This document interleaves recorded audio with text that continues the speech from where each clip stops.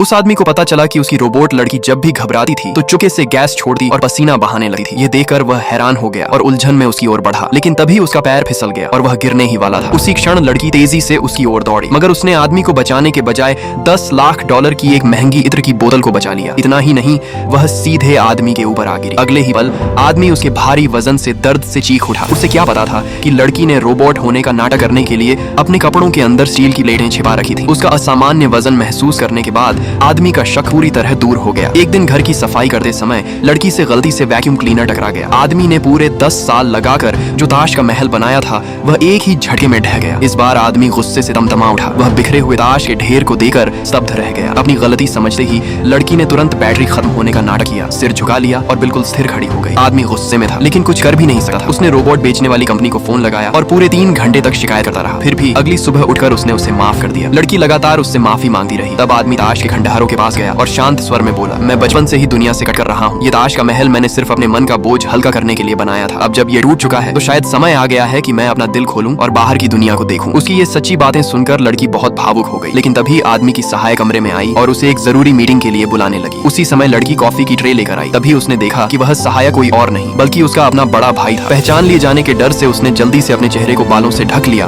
और कॉफी थमा दी। भाई जब मुड़ा तो उसे देखकर लगभग डर के मारे बेहोश होने की नौबत आ गई, मगर बिखरे हुए बालों की वजह से वह अपनी बहन को पहचान नहीं पाया। उस रात आदमी को नींद नहीं आई। उसे अभी अभी पता चला था कि उसकी वह पुरानी प्रेमिका, जिसे उसने 10 साल से नहीं देखा था, जल्द ही वापस आने वाली है। अगले दिन वह महिला उसके घर पहुंची। आदमी ने लड़की को सख्त आदेश दिया कि चाहे कुछ भी हो जाए वह बाहर न निकले। इसके बाद वह खुद उससे मिलने चला गया। हैरानी की बात यह थी कि उस महिला ने आते ही कहा कि वह उससे शादी करने आई है। फिर वह धीरे धीरे उसके करीब आई और उसका हाथ पकड़ लिया। अगले ही पल आदमी के पूरे शरीर पर भयंकर एलर्जी हो गई। उसे सांस लेने में भी कठिनाई होने लगी। वह दर्द सहते हुए किसी तरह लड़खड़ाता हुआ अपने कमरे की ओर गया। जब लड़की ने उसकी यह हालत देखी तो वह पूरी तरह स्तब्ध रह गई।